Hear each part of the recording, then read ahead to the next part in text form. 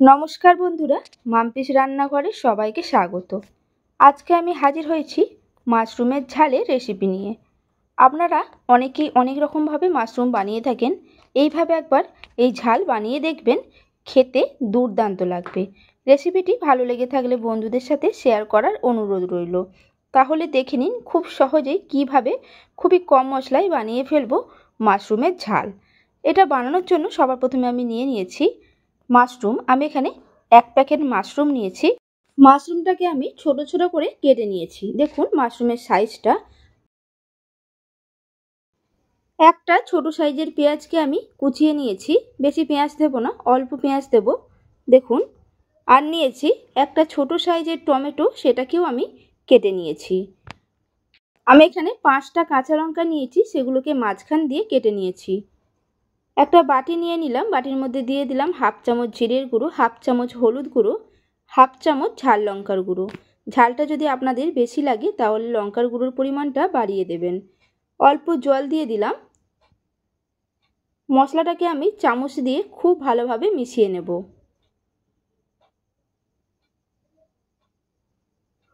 মেশানো হয়ে গেছে। এরপর এটাকে আমি ঢাকা দিয়ে রেখে দেব। একটা মিক্সিং জার নিয়ে নিলাম, দিয়ে দিলাম 2টো চেরা কাঁচা লঙ্কা। আমি যে 5টা কাঁচা লঙ্কা রেখেছিলাম সেখান থেকে 2টো দিলাম। আর দিলাম 1.5 চামচ কালো সর্ষে। দিয়ে দিলাম অল্প জল। মশলাটার একটা মিহি পেস্ট বানিয়ে নেব। মিক্সিং জারের ঢাকনাটাকে আটকে দিলাম। দেখুন মশলাটা আমি পেস্ট করে নিয়েছি। এদিকে আগের থেকেই আমি জল গরম করতে বসিয়ে দিলাম। দিয়ে দিলাম 1/2 চামচ নুন, 1/2 চামচ হলুদ গুঁড়ো।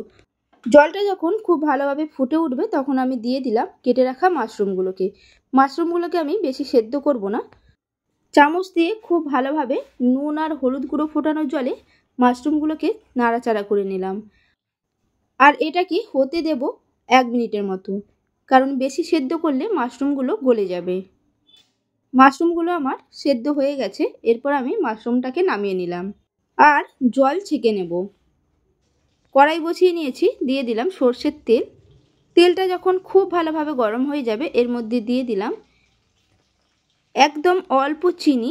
চিনিটা দিলাম শুধু কালারের জন্য। একটা শুকনো লঙ্কা মাঝখান দিয়ে ভেঙে দিলাম। আর দিলাম 3টে চেরা কাঁচা লঙ্কা। 15 থেকে 20 সেকেন্ড নাড়াচাড়া করে নিলাম। দিয়ে দিলাম কেটে রাখা একটা ছোট সাইজের পেঁয়াজ। পেঁয়াজটাকে হালকা করে ভেজে নেব 2 মিনিটের মতো। দেখুন পেঁয়াজটা ভাজা হয়ে গেছে। দিয়ে দিলাম কেটে রাখা টমেটো আর 1/2 চামচ নুন। টমেটোর মধ্যে নুন দিলে টমেটোটা খুব তাড়াতাড়ি সেদ্ধ হয়ে যায়। টমেটো আর পেঁয়াজ 2 মিনিটের মতো নাড়াচাড়া করে নিলাম। দেখুন টমেটোগুলো নরম হয়ে গেছে। এই সময় এর মধ্যে দিয়ে দিলাম সেদ্ধ করে জল ঝরিয়ে রাখা মাশরুম। মাশরুমগুলোকে পেঁয়াজ আর টমেটোর সাথে ভেজে নেব 2 মিনিটের মতো।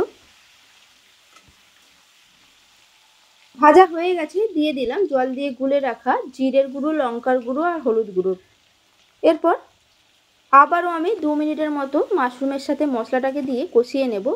কষানো হয়ে গেছে। দিয়ে দিলাম সর্ষে আর কাঁচা লঙ্কার পেস্টটা। সর্ষেটাকে দিয়ে বেশি আমি কষাবো না, শুধুমাত্র মাশরুমের সঙ্গে মিশিয়ে নিলাম। আর ঢাকনা আটকে এটাকে হতে দেব 5 থেকে 7 মিনিটের জন্য, গ্যাসের ফ্লেমটাকে মিডিয়ামে রেখে। 7 মিনিট পর ঢাকনাটাকে খুলে নিলাম। দেখুন মাশরুমের থেকে তেল ছাড়তে শুরু করেছে আর মশলাটা শুকিয়ে এসেছে। আরও 2 মিনিট নাড়াচাড়া করে নিলাম।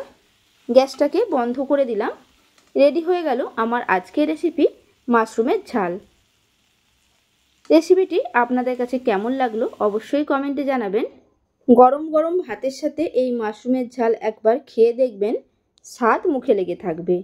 যদি আপনাদের কাছে রেসিপিটি ভালো লেগে থাকে তাহলে একটা লাইক করে দেবেন, বন্ধুদের সাথে শেয়ার করে দেবেন। আর নতুন বন্ধু হয়ে থাকলে আমার চ্যানেলটিকে সাবস্ক্রাইব করার অনুরোধ রইল, পাশে থাকা বেল আইকন সমেত। তাহলে আমি যখনই কোনো নিত্য নতুন রান্নার ভিডিও আপলোড করব সবার প্রথমে আপনাদের কাছে নোটিফিকেশান চলে যাবে। সুস্থ থাকবেন, ভালো থাকবেন। ধন্যবাদ।